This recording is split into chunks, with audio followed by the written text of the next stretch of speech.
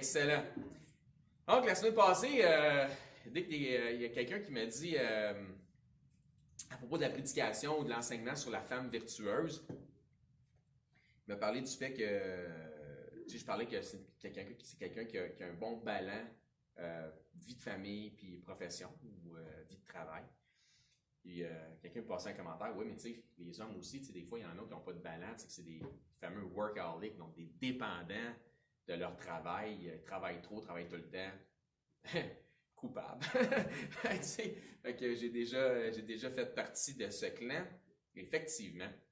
Donc, l'enseignement que je donne, c'est pas axé sur la femme, parce que quelqu'un m'a fait aussi un commentaire, dit, un peu à la blague, lâche-nous les femmes, là, ça va être assez, mais c'est un peu à la farce. Non, c'est sûr, c'est certain que je me fie à votre discernement pour comprendre que des fois, quand je vais faire une allusion à l'homme, ben c'est bon pour la femme aussi dans certains cas. Puis dans d'autres cas, quand on parle de la femme, mais c'est vraiment typique un comportement qui s'applique à la femme, ou quand on parle de l'homme, c'est typique un comportement qui s'adresse à l'homme. Surtout dans l'histoire des relations de couple, hein, parce que des fois, ça s'adresse à un comme ça s'adresse à l'autre, puis des fois, c'est bon pour les deux. Donc, c'est bon pour Minou et bon pour Pitou, des fois, dans ce sens-là. Donc, je me fie vraiment à votre discernement là-dessus. Et puis, on va justement avoir quelque chose dans le message où que là, on va parler de l'homme. On a parlé beaucoup de la femme, mais on va parler de l'homme plus précisément sur certains points. Mais on continue notre histoire des relations de couple. Comme j'ai dit, comme quelqu'un m'avait parlé, c'est quasiment mieux d'appeler ça divorce et séparation dans le couple, parce qu'on dirait que ça tourne pas mal alentour de ça. Mais la réalité de ça, c'est que quand j'ai commencé l'étude, je ne savais pas trop ce que c'était pour m'emmener. Donc, mais on est rendu au numéro 8. Puis jusqu'à présent, ben, on a vu une approche plutôt ancien testamentaire, donc de l'Ancien Testament du couple. On va se faire un petit résumé de ce qu'on a vu dans les 7 premiers messages. Puis on va avoir, pour commencer, un mot de prière. Je vais demander à frère Didier s'il veut ouvrir le culte en prière, s'il vous plaît. Oui, Seigneur, Dieu Tout-Puissant, Amen. Bon sang, la vie, c'est pas de la prière, c'est de la prédication. Merci. Ben, c'est édifiant d'entendre quelqu'un prier de cette façon-là, parce que tout ce qu'il vient de prononcer dans sa prière, notre frère, c'est tout vrai. En fait, on en est rendu où on anticipe le retour de Jésus. Quand il dit on l'attend de façon, on est impatient de son retour. On a hâte, c'est ça que ça veut dire. On a vraiment hâte de son retour. Mais oui, on est patient, puis on attend. Donc, faisons un petit résumé. Nous avons vu que tout commence au début de la création dans la Genèse, lorsque Dieu dit « Il n'est pas bon que l'homme soit seul, je lui ferai une aide semblable à lui. » Encore là, on pourrait renverser un petit peu la vapeur et dire « Oui, mais il n'est peut-être pas bon que la femme soit seule. Peut-être qu'elle aurait besoin d'être l'aide de quelqu'un. » Et là, c'est encore une fois, il s'agit d'avoir du discernement pour comprendre le ballon des choses. Nous avons aussi passé beaucoup de temps dans la sagesse des proverbes de Salomon, qui nous parlait beaucoup de la femme, entre autres. On est allé voir beaucoup d'informations sur la femme là-dedans. Nous avons abordé le sujet des péchés qui entrent dans la catégorie impudicité, tels que la fornication et l'adultère. Nous avons vu que sans équivoque, si deux êtres veulent se marier selon la volonté du Seigneur, ils devraient le faire avec une autre personne qui partage les mêmes convictions spirituelles. On retrouve même ce principe-là, on ne l'a pas nécessairement vu, mais ce principe-là, vous allez retrouver ça à la fin du chapitre 7 dans 1 Corinthiens, vous allez le voir. Paul, il dit que les gens peuvent se marier, mais que ça soit selon le Seigneur, donc dans la famille de Christ. Autrement dit, fils de Dieu avec fille de Dieu. Nous avons touché les communications. On a parlé que la langue est un petit feu. On va en reparler un petit peu aussi de ce pouvoir-là qu'on a. Puis je vous ai aussi enseigné sur ce que la science de la communication appelle les amplificateurs émotifs. Vous vous souvenez de ça? Donc ça aussi, c'était édifiant en sujet ou en rapport avec la langue comme étant un petit feu. Que trop souvent, ceux-ci sont inutiles, donc c'est des choses qu'on ajoute pour juste amplifier l'émotion, mais qui sont souvent soit des mensonges ou qui viennent du malin, comme Jésus l'explique si bien. Nous avons regardé à la femme querelleuse, qui en fait, c'est l'orgueil qui anime les querelles. On a vu ça aussi. L'orgueil aime les querelles, et les querelles sont nourries par l'orgueil. Nous avons vu la femme adultère abondamment, car l'adultère est souvent vu dans ce monde. Puis là, c'est là où nos philosophies, les philosophies de ce monde qui nous influencent, devraient être mis de côté, puis on va prendre ce que Dieu nous dit. Parce que dans ce monde féministe et matriarcal, on ne se le cachera pas, on est rendu là, le péché de l'adultère est souvent vu comme quelque chose qui est particulier aux hommes. Mais les données recueillies, encore une fois, chez les sexologues nord-américains, démontrent malheureusement le contraire. L'infidélité féminine a connu une croissance de plus de 40% dans les 20 dernières années. Puis j'ai pas tellement envie de justifier les chiffres et les études, parce que c'est pas très édifiant, parce que c'est des pondérables. Parce que les études par sondage, par exemple, donnent d'autres résultats. Fait que les études par sondage, quand tu demandes par sondage, tu n'arrives pas au même résultat que les études des cabinets des sexologues. Bien, ce qui sort des sexologues contredisent les sondages. Morale de l'histoire. Quand tu demandes aux femmes leur ratio par rapport à l'adultère, elles sont habituellement plus hypocrites que les hommes. Par contre, rendu chez le bureau du sexologue où tu dois dire toute la vérité pour avoir un bon diagnostic, le chat sort du sac. C'est ça qui arrive. Mais sachez ceci, une autre statistique bien plate, puis là, j'invente pas des chiffres, là. OK? Un homme sur 50 en Amérique du Nord élève l'enfant d'un autre sans le savoir. Il y a des endroits où c'est pire que d'autres. Oui, OK? Parce que, exemple, tout ce qui est défavorisé, tout ce qui est, c'est pire que d'autres, OK? Donc, bonne raison de demeurer hypocrite. Puis si on veut étaler ça, tu as 4 personnes impliquées. La mère, le père, le vrai, le pas vrai père, puis l'enfant. T'en as une qui sait tout, t'en as 3 qui savent peut-être rien. Puis ça va durer le temps d'une vie, là. Fait qu'on parle d'hypocrisie, là. C'est pour ça que dans les bureaux des sexologues contredisent les sondages. Vous comprenez le bon sens à ce temps? Parfait. Donc, des fois, il faut aller plus loin que... Tu sais, on est à l'ère de l'information, je vous dirais qu'on est à l'ère de la désinformation. Il y a beaucoup de propagande à travers l'Internet, puis les gens préfèrent croire la propagande que la réalité des choses, parce que les gens aiment une histoire plutôt que la vérité. Parce que si les gens voudraient avoir la vérité, c'est à ça qu'ils feraient confiance. Donc, c'est particulier que la Bible, parce que c'est là que tu vois tout le divin du livre biblique, de la Bible, ça fait aucune discrimination sur le sujet. Ça ne parle pas des hommes comme étant pires que les femmes dans l'adultère. Dieu ne fait aucune différence, aucune discrimination. Il parle des deux dans ce sujet-là.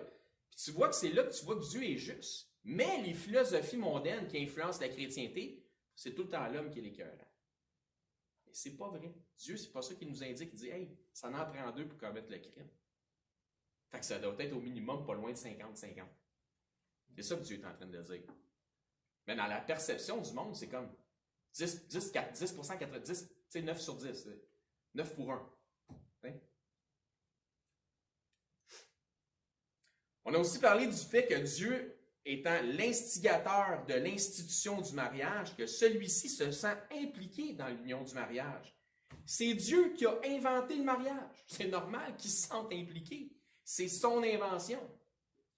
C'est pourquoi il est dit que ce que Dieu a uni, que l'homme ne le sépare point. On a parlé de l'importance d'être un couple spirituel avant d'en être un charnel. Donc, cherchez d'abord le royaume de Dieu et sa justice. Puis là, tout le reste va bien aller. C'est ça que ça veut dire. D'être conduit, de marcher par l'Esprit de Dieu. Comment? En obéissance à sa parole et par le contentement. Fait que ça te prend, tu sais, si tu n'as pas le contentement, mais c'est souvent ce qui va amener à d'autres choses parce que tu n'es pas content. Dans les derniers messages, nous avons vu la perspective féminine de comment devrait agir la femme virtueuse. Donc, ça venait de la perspective d'une femme. Au commencement, Dieu, il n'est pas bon que l'homme soit seul. Ensuite, on a vu les mariages entre cousins, cousines, oncles, nièces. Tu sais, Abraham était marié avec Sarah, qui était sa sœur, qui avait la même mère, pas le même père, puis l'oncle, la nièce, le ci, le ça. Ça, c'est des choses qui sont immorales de nos jours. Mais nous avons vu et qu'on a bien compris que la raison était à la base pour être avec des gens de même conviction. Aujourd'hui, je pense qu'il y a assez de monde dans les églises pour qu'on puisse, on n'est pas obligé d'aller vers un cousin et une cousine. Là. Donc, ça parle de la même famille spirituelle. La loi, qui commence avec les 10 commandements, renferme 4 commandements qui se réfèrent à notre relation avec Dieu. J'ai bien dit notre relation avec Dieu. C'est pourquoi la chrétienté n'est pas une religion telle que l'était ou telle que l'est encore le fameux judaïsme, qui est basé, entre autres, sur les 10 commandements, mais c'est une relation avec Dieu, le christianisme, par Jésus-Christ, une relation aussi avec notre famille en Christ, parce qu'on représente le corps de Christ. Donc, 4 des premiers commandements, c'est envers la relation qu'on a avec Dieu. Pas envers la religion qu'on a envers Dieu, envers la relation. Ça a toujours été le même depuis le commencement, depuis que la loi est la loi. Dieu, dans le jardin, voulait avoir une relation avec Adam et Ève. C'est toujours une histoire de relation, c'est jamais une question de religion. Les 6 derniers commandements des 10 commandements sont en rapport avec nos relations avec nos semblables. 2 de ceux-ci font référence aux relations de couple. 2 des 6 commandements avec nos semblables font référence aux relations de couple. Le 7e puis le 10e commandement. C'est clair. C'est clairement dit dans la loi des 10 commandements, tu ne commettras pas l'adultère. Donc, c'est en relation avec les relations de couple. Et puis, dans la liste des choses qu'on ne devrait pas convoiter, tu ne convoiteras point, ben, il donne une liste. Il dit, tu ne convoiteras pas le bœuf de ton voisin. Ben, il dit aussi, tu ne convoiteras pas la femme de ton prochain. Donc, c'est encore une fois en relation avec le couple. Puis, je pense qu'on comprend que ça s'applique aussi à la gente féminine. Encore une fois, on fait affaire au discernement, on a besoin de ça. Est-ce qu'on pourrait dire, quand Dieu dit « tu ne convoiteras point la femme de ton prochain », est-ce qu'on pourrait dire à la gente féminine « tu ne convoiteras point le mari de ta prochaine ». Je pense que ça s'applique aussi, là. Donc, on sait que Dieu, c'est un Dieu de miséricorde, que celui-ci pardonne beaucoup. Donc, où ce que le péché abonde, la grâce de Dieu surabonde. Mais il y a une chose en particulier que Dieu n'aime pas, puis c'est pourquoi il en parle dans la loi. Il déteste l'adultère, 7e des commandements. Puis c'est aussi, pourquoi il précise de ne pas convoiter la femme de ton prochain. Parce que tel que Dieu dans la chair nous l'indique, l'adultère commence par la convoitise. Quand je dis Dieu dans la chair, de qui je parle? Jésus, dans Matthieu 5. Tu viens de sortir la Bible à un moment donné. Au verset 27, il dit, vous avez appris qu'il a été dit, tu ne commettras point d'adultère, 7e commandement des 10 commandements de Dieu. Mais moi, Jésus, je vous dis que quiconque regarde une femme pour la convoiter a déjà commis un adultère avec elle dans son cœur.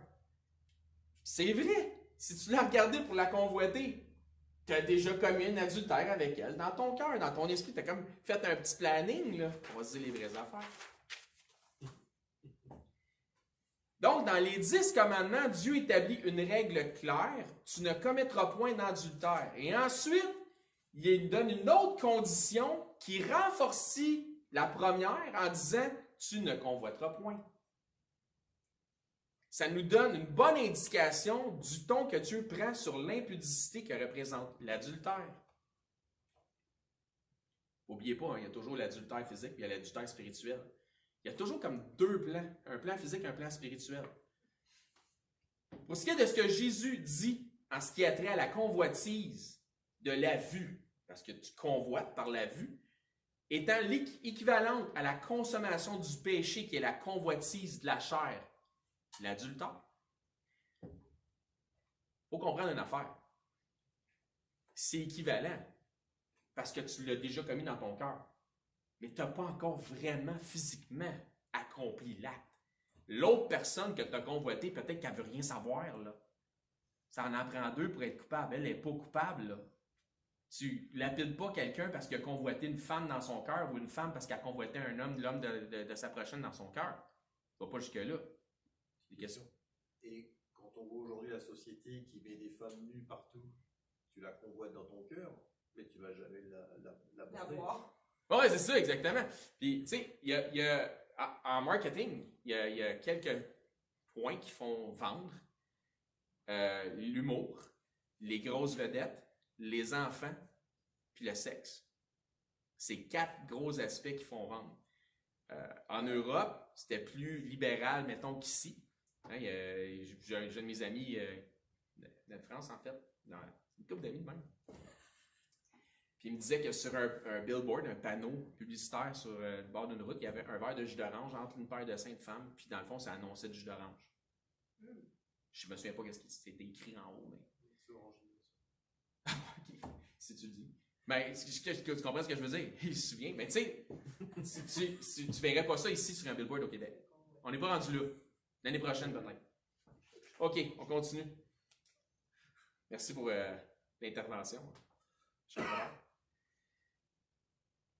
Fait que dans le fond, là, comme je dis, l'autre personne n'est pas coupable de la convoitise de l'un. Peut-être qu'il n'avait rien à savoir, puis il n'est pas au courant, puis c'est bien correct, puis ça reste dans même. Dans le fond, ce que Jésus précise ici en disant que tu as déjà commis un adultère avec la personne dans ton cœur, il ne dit pas que tu es passible ou que tu mérites la mort, là, que tout de suite que tu mérites d'être lapidé. Il ne va pas là, il ne va pas à un extrême comme ça. Encore une fois, Jésus, il se fie au discernement de ses disciples, dont nous sommes. D'accord? Dans le fond, ce qu'il précise, c'est que tes pensées devraient t'alerter, être le premier signe que tu dois déjà te repentir, puis revenir dans ton bon sens. Allume, là! Il y a quelque chose qui ne marche pas dans ton cœur, va pas jusque-là. Voici ce que Jésus dit au sujet des mauvaises pensées du cœur de l'homme. Dans Matthieu 15, au verset 18.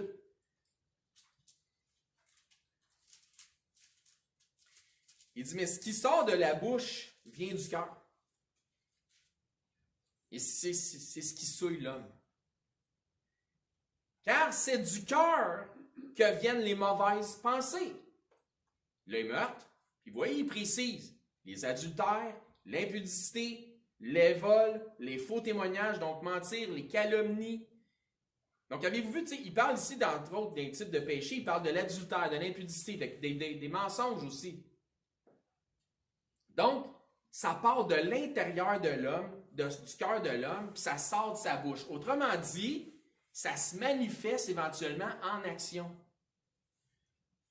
Encore une fois, nous sommes à l'image de Dieu, qui a tout créé par la puissance de sa parole. Est-ce qu'on est à l'image de Dieu? Oui. Est-ce que Dieu a tout créé par la puissance de sa parole? Oui. Puis les mauvaises pensées commencent dans le cœur de l'homme et se manifestent en action à travers les paroles de l'homme, et c'est ça qui souille l'homme. Donc, nous avons un pouvoir qui est très obscur ou très lumineux. Car la vie et la mort sont au pouvoir de la langue. On est à l'image de Dieu qui a tout créé par sa parole. Éphésiens 4, 29.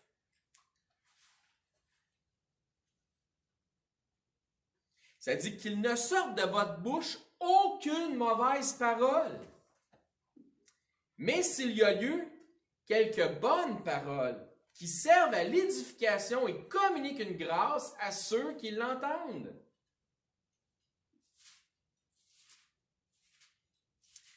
Je disais tantôt, on a abondamment vu sur l'aspect de la femme dans les proverbes.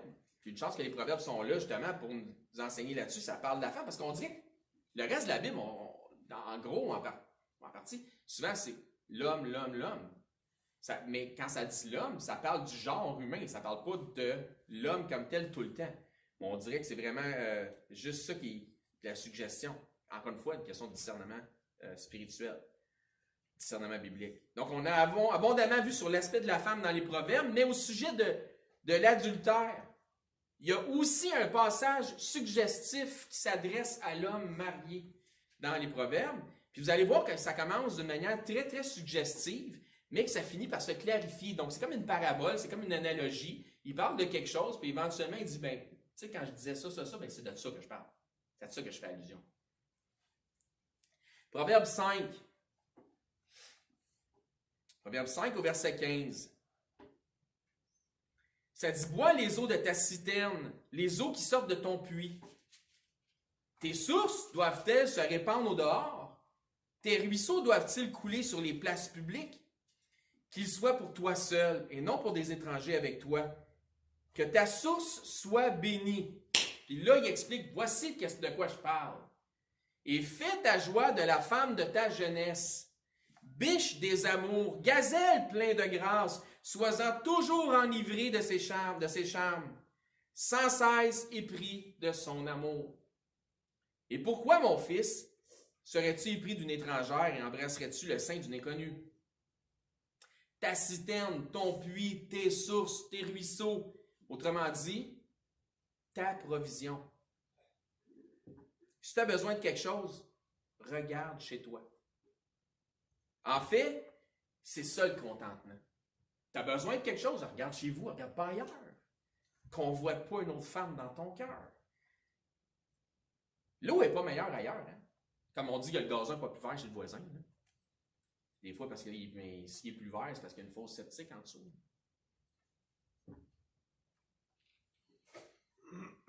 Ce que tu crois qu'il te manque, parfois, se retrouve déjà dans ce que tu possèdes. Je dis bien ce que tu crois qu'il te manque. Des fois, il ne te manque rien. C'est déjà dans tout ce que tu possèdes, tu n'es juste pas capable de t'en rendre compte. Autrement dit, c'est comme j'ai déjà entendu quelqu'un dire, je ne m'en vais pas manger du ballonné ailleurs quand j'ai du filet mignon à la maison. Proverbe 5, j'ai du filet mignon à la maison. Proverbe 5, 18. Je répète, en fait, on fait le passage qu'on vient de voir, que ta source soit bénie et fais ta joie de la femme de ta jeunesse. Biche des amours, gazelle pleine de grâce, sois-en tout temps enivré de ses charmes, sans cesse épris de son amour. Autrement dit, la lune de miel, là, elle devrait durer toute une vie. Une relation, ça s'entretient. Un couple devrait toujours être en mode charme. Des je t'aime, des petites attentions, un petit clin d'œil coquin. OK. Après les titres. Winner, là. Ouais. Hey. En anglais, c'est cruise or lose. Pas lose dans le sens tu vas perdre ta femme, là. Mais dans le sens que si tu cruises pas, ben c'est toi qui perds. T'es perdant. Tu te retrouves perdant. Tout le temps en mode charme. Il y a trop de couples qui sont passés en mode complaisance. Où l'un comme l'autre a l'impression d'être pris pour acquis. Ben souvent, là, c'est un problème d'attitude qui vient et de l'un et de l'autre. Moi, mais il me dit jamais que je l'aime. Mais tu lui dis-tu tout? Ben non, il me le dit jamais. OK, j'ai comme l'impression que le chien court après sa queue, là. Moi, ma femme, là, quand on s'est mariés, le lendemain, j'ai dit, je t'aime. T'as 21 ans. Puis même que je change d'idée, je dirais. Hey, s'il fallait que ce soit de même. Hein, je te le dirais bien, mais que. Non? Oh, peut-être.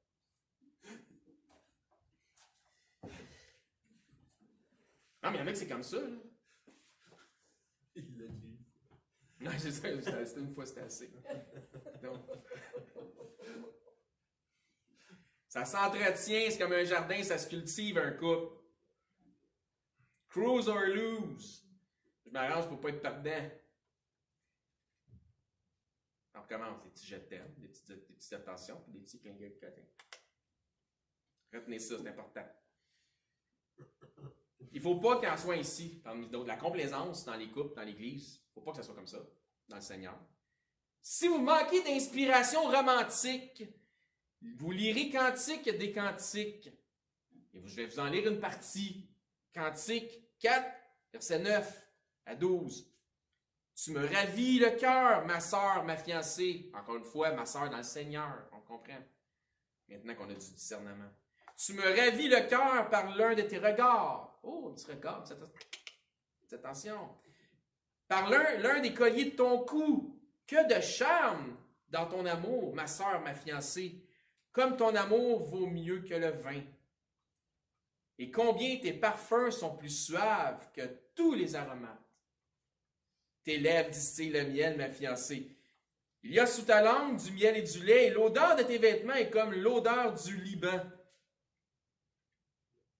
Donc, je ne sais pas si t'es déjà arrivé, mais tu sais, quand on avait au chalet, on coupait du bois, puis tout ce qui est cèdre, tout ce qui est épinette, ça a une belle odeur, une belle fragrance. Tu es un jardin, comme je disais tantôt, hein, la vie de couple, c'est comme un jardin, ça se cultive. Tu es un jardin fermé, ma soeur, ma fiancée, une source, encore une fois, on a parlé tantôt dans les proverbes de source, une source, une fontaine scellée. Donc, imaginez une lune de miel qui dure une vie entière. Je ne sais pas si vous le savez, mais un jour, il y aura les noces de l'agneau. Et l'Église sera dans une forme de lune de miel pour l'éternité. La loi dit, tu ne commettras pas d'adultère. Oui, mais sinon quoi? Il y a de la loi. Mais l'application de la loi, c'est quoi? Dans Lévitique 20:10, ça dit, si un homme commet un adultère avec une femme mariée, s'il commet un adultère avec la femme de son prochain, l'homme et la femme adultères seront punis de mort. Ça, c'est l'application de la loi. On voit que cette loi-là n'a pas toujours été maintenue. On le voit, entre autres, avec le péché de David avec Bathsheba. David a conclu lui-même qu'il méritait la mort, mais il s'est humilié devant Dieu puis il a demandé que son cœur soit nettoyé, car c'est de son cœur que sont venues ces mauvaises pensées, et il les a transformées en action, et il est arrivé ce qui est arrivé, et il méritait la mort à cause de ça. Ben, pas juste lui puis Bathsheba. Dans le psaume 51, le verset 1 à 3, et on va sauter après ça au verset 12, David, s'étant humilié, crée un psaume sur ce qui s'est passé, puis il dit, au chef des chantres, psaume de David, lorsque Nathan le prophète vint à lui, après que David fut allé vers Bathsheba, ô Dieu, aie pitié de moi dans ta bonté, selon ta grande miséricorde, efface mes transgressions. Où le péché a abondé, la grâce a surabondé. Verset 12. Ô Dieu, crée en moi un cœur pur, renouvelle en moi un esprit bien disposé. David a besoin que Dieu fasse le ménage dans son cœur, dans son esprit. Dans Jean 8, on va lire une bonne partie du verset. À partir du verset 1, dans Jean 8, Jésus se rendit sur la montagne des Oliviers. Mais dès le matin, il alla de nouveau dans le temple et tout le peuple vint à lui. S'étant assis, qu'est-ce qu'il faisait? Il enseignait. Alors les scribes et les pharisiens amenèrent une femme surprise en adultère. Et la plaçant au milieu du peuple, ils dirent à Jésus, Maître, pas Seigneur, Maître, cette femme a été surprise en flagrant délit d'adultère. Moïse, dans la loi, nous a ordonné de lapider de telles femmes. Toi donc, que dis-tu? Il disait cela pour l'éprouver, afin de pouvoir l'accuser. Mais Jésus, s'étant baissé, écrivait avec le doigt sur la terre.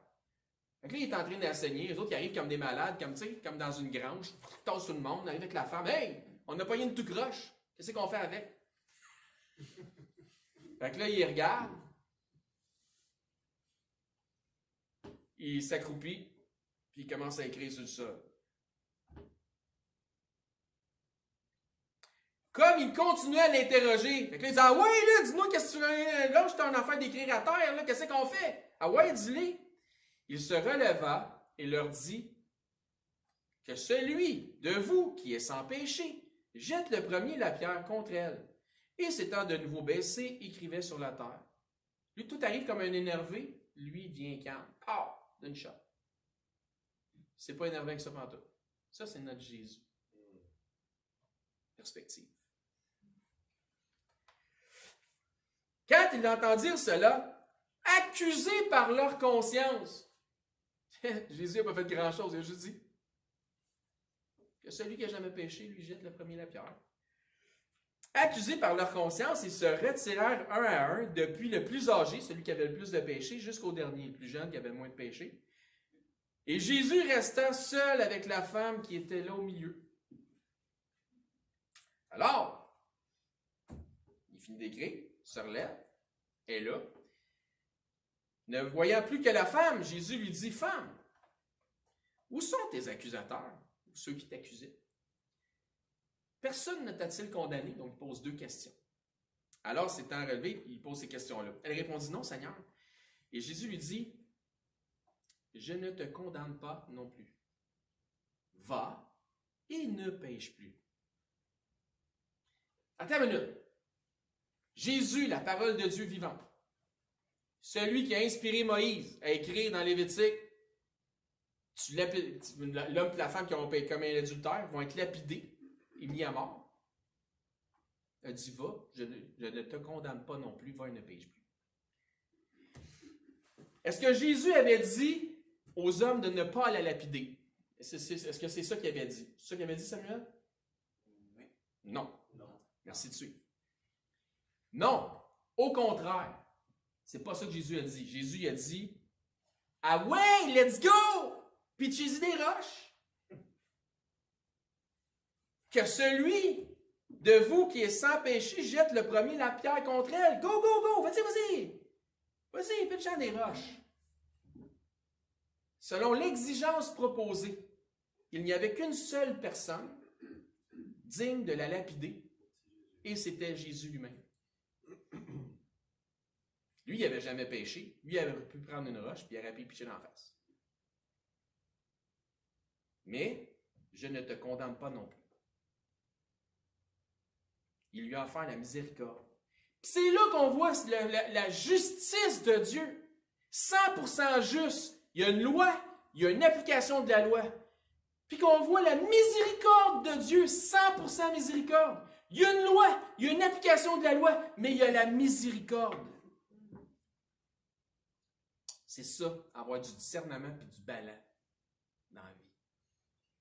Pas être 25% une affaire puis 75% à l'autre. Pas être 50. Être 100% un puis 100% l'autre. Ça, c'est avoir du discernement. Ça, c'est avoir un ballon. Les gens pensent qu'avoir un ballon, c'est faire un petit peu là puis un petit peu là. Non! C'est 100% ce que tu dois être dans tous les aspects de ta vie. À l'image de Dieu qui t'a créé.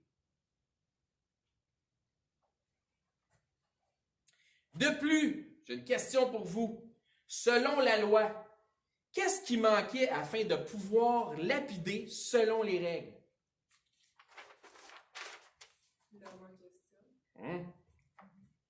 Yes!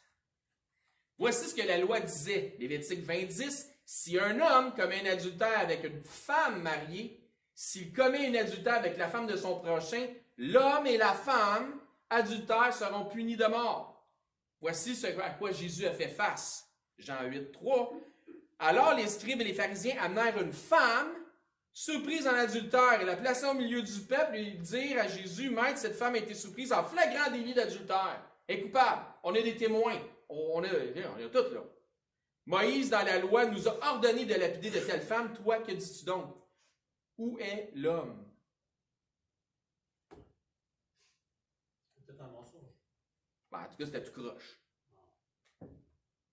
La loi disait, l'homme et la femme adultères seront punis de mort. Où est l'homme? Voyez-vous la justice de Dieu? Pleine action. Le mariage est une relation qui, selon Dieu, est supposée durer toute une vie. L'histoire d'une vie. Ce n'est pas le plan de Dieu ni la volonté de Dieu qu'un couple se sépare. Mais on sait qu'il y a des clauses d'exception. On l'a vu. J'aime pas ça, mais il y a des clauses d'exception. J'aime pas ça, mais il y a des choses qui sont permises. Dieu pardonne parce que le péché abonde, la grâce surabonde. Mais ce monde libertin nous enseigne maintenant que tu peux te séparer ou divorcer pour à peu près n'importe quelle raison qui ne fait pas ton affaire, jusqu'à ce que la mort nous sépare ou jusqu'à ce que quelque chose d'autre arrive. On est rendu à près de 60% de taux de divorce en Amérique du Nord. Encore une fois, je ne prêche pas ça pour que ceux qui ont choisi des vies différentes avant le Seigneur ou peu importe, se sentent coupables de quoi que ce soit. Ce qui doit être sous le sang de Jésus, sous le sang de Jésus, on passe à autre chose. Mais je dois quand même vous enseigner les Écritures, la vérité des Écritures sans compromis, sans faire exception de personne. Donc, il y a plusieurs facteurs mondains et culturels qui ont aidé à la cause des divorces ou du taux d'augmentation des pourcentages de divorce. Mais à la base, je vous garantis, quand tu fais l'étude de tout ça, c'était toujours relié à une sorte de libération de la femme. Il y a comme tout un petit lien avec la libération de la femme, comme si la femme, elle devenait comme victime de son mariage. Je ne vous dis pas qu'il n'y avait pas eu besoin d'émanciper, de l'émancipation et de la libération de la femme. Oui, il y avait des affaires qui étaient abstratisants et qui n'avaient pas rapport, là. Mais à chaque fois qu'il y a eu comme une augmentation des pourcentages, c'était carrément lié à ça. C'est comme, encore une fois, pas de discernement, pas de balance. On prend tout comme il faut. On prend tout en même temps. Exemple, quand les femmes n'avaient pas le droit de vote, c'était cave. C'était stupide. Ah, parce que les deux font une seule chair. Fait que si le mari dit, moi je vote rouge, ben ma femme elle va voter rouge de toute façon. Ouais, mais c'est pas marié, elle est majeure. Contribuable, elle doit le voter. Là, je veux dire, si on est dans une démocratie, dans une démocratie. C'était stupide. Mais quand il est venu le droit de vote des femmes, il aurait dû avoir le droit de vote des femmes. Puis c'est correct. Mais il n'aurait pas dû avoir en même temps une augmentation des taux de divorce.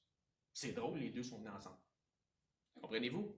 On prend un, puis on prend tout, puis on prend tout le reste qui va avec. À chaque fois, il y a eu quelque chose comme ça. À chaque fois qu'il y a eu quelque chose comme ça, qu'il y a eu un mouvement féministe qui s'est emparé de la situation, qui a profité de la situation pour faire en sorte que s'emparer de la situation, puis ça a fait à chaque fois que ça a fait augmenter les taux de divorce. C'est comme ça qu'on plus tard, on est rendu à 60% de taux de divorce. Je ne dis pas que c'est la faute de la femme, là. Ça prend toujours deux de faire un couple. Mais c'est bizarre que les philosophies modernes prennent tellement de place qu'ils scrapent tout. Parce qu'encore une fois, le mariage, c'est un plan de Dieu. C'est lui qui a inventé ça. Mais c'est parti, le prince de ce monde est à l'œuvre.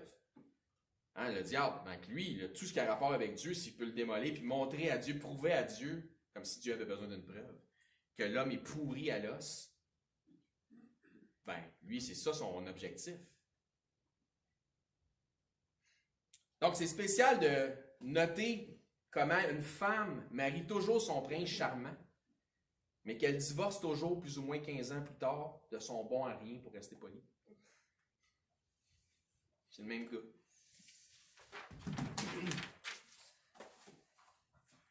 Traditionnellement, lors d'un mariage, l'homme et la femme échangent des vœux. Là, je vous disais qu'on parlait de ça tantôt. Là. Notre société, que je ne vous l'apprendrai pas, c'est vraiment éloigné des standards bibliques, que je disais. C'est pourquoi je me demande dans cette société, puis là, c'est une parenthèse que j'ouvre, puis c'est très, très personnel, mais je me demande, dans cette société qui se dit, exemple, progressive, laïque, libérale, où le mariage est devenu sans signification aucune, parce que maintenant, tu peux te divorcer pour à peu près n'importe quelle raison, puis je ne parle pas des autres affaires qui font que le mariage est rendu sans aucune signification. Que vient encore faire l'État dans le mariage? Et ça, c'est ma parenthèse personnelle. Le mariage devrait être solennel et cérémonial seulement. Ça, c'est mon point de vue à moi. Pour le reste, des conjoints de fait qui décident de vivre ensemble et de fonder des familles, il ne devrait pas avoir des règles différentes. Je veux dire, l'État civil devrait être séparé des pratiques religieuses, puis c'est pas deux affaires. C'est toute une histoire de patachage. De toute façon, quand tu mêles l'État au système religieux dans ce qui concerne le mariage, la seule différence, c'est une question de patrimoine.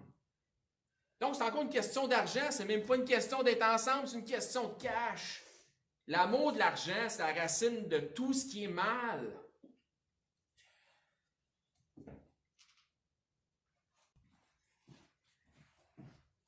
Morale d'histoire, il faut donc choisir sagement la personne avec qui nous allons faire notre vie. C'est pourquoi les fameuses pratiques, là, prenez ce que le Seigneur a à vous dire là-dessus. Là. Les fameuses pratiques d'avoir un petit chum ou une petite blonde pour ton jeune ado là, qui sort avec. Là. Puis là, je casse après 3 jours, je casse après 3 semaines, ou je casse après 3 mois, ne trouvent aucune place dans les Écritures. Des fois, tu te dis, je peux pas, moi, mais peut-être que tu peux pas empêcher ton enfant, je ne sais pas, mais si tu peux, fais-le. Pourquoi? Parce qu'en s'amusant à jouer aux adultes, les enfants qui ne sont pas encore des adultes pratiquent la séparation. Tu sais, là, 3 jours, 3 semaines, 3 mois, la grosse peine d'amour, ils s'en remettent. Ils pratiquent la séparation. Au point où ça sera plus grave, puis ça ne voudra plus rien dire autant où il faudra être sérieux. Sans être une garantie, prenez ça avec une certaine dose que je dis là, il y a plus de chances, encore une fois, c'est des statistiques, il y a plus de chances qu'une personne qui a pratiqué la fornication, c'est-à-dire des relations hors des liens du mariage, tombe éventuellement dans l'adultère, statistiquement parlant. Il y a plus de chances qu'une personne qui a pratiqué la fornication tombe dans l'adultère. C'est encore une fois, ce n'est pas une garantie parce que Dieu peut changer les cœurs et les mœurs peuvent changer ces choses-là, mais statistiquement parlant, c'est ça c'est les faits. Tu sais, quand c'est rendu que ça a peu d'impact et ça n'a plus d'importance. Ça a plus d'impact et ça n'a pas d'importance. C'est simple que ça. Bon, le mariage, c'est un contrat. Ce sont des vœux, c'est une alliance. Dieu est la répudiation et ce que Dieu a uni, que l'homme ne le sépare point. Proverbe 20, là, on va regarder quelques écritures en rafale, puis on va terminer avec ça bientôt.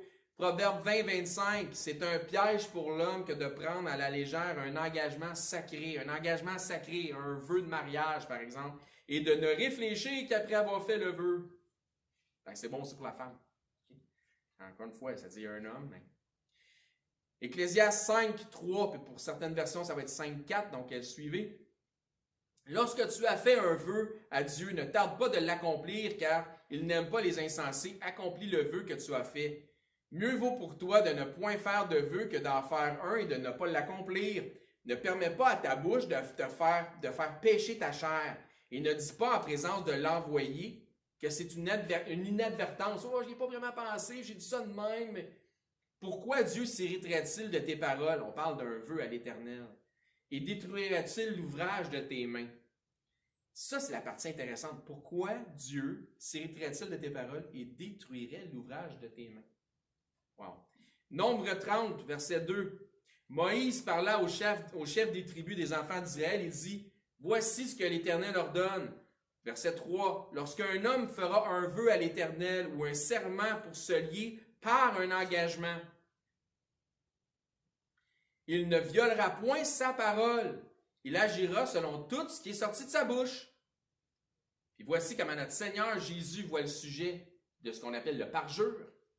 Dans Matthieu 5, 33, on va aller jusqu'à 37 rapidement. Vous avez encore appris qu'il a été dit aux anciens, tu ne te parjureras point. Nombre 30, qu'on vient juste de lire. Mais tu t'acquitteras envers le Seigneur de tout ce que tu auras déclaré par serment. C'est ce qu'on vient de lire dans Nombre 30.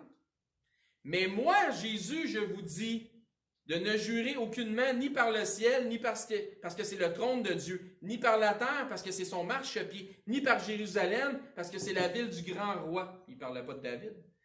Ne jure pas non plus par ta tête, car tu ne peux rendre tes blancs ou noirs un seul de tes cheveux. Que votre parole soit oui, oui, non, non, et ce qu'on y ajoute, comme je jure que, vient du malin. Pas de parjure, que ton oui soit oui, que ton non soit non. Aussi simple que ça. Donc, pour clore la prédication d'aujourd'hui, comment va votre relation avec Dieu? Comment va votre relation avec vos frères et vos sœurs dans le Seigneur? On n'est pas dans une religion, on est dans une pratique de relation. Donc, si on pouvait dire qu'on est dans une religion, on pourrait dire avec sarcasme ou sarcastiquement, on pourrait dire que c'est la religion de la relation. Est-ce que Dieu vous a parlé aujourd'hui à travers le message? J'espère, c'est un minimum. Si oui, la question c'est qu'est-ce que vous allez faire avec ce que Dieu vous a dit? Que notre Dieu de justice et de miséricorde, 100% juste, 100% miséricorde, vous bénisse dans vos allées, dans vos venues, dans vos décisions que vous prenez. Amen. Amen. Prions. Merci Seigneur Dieu de nous réunir ici ensemble ce matin, petit.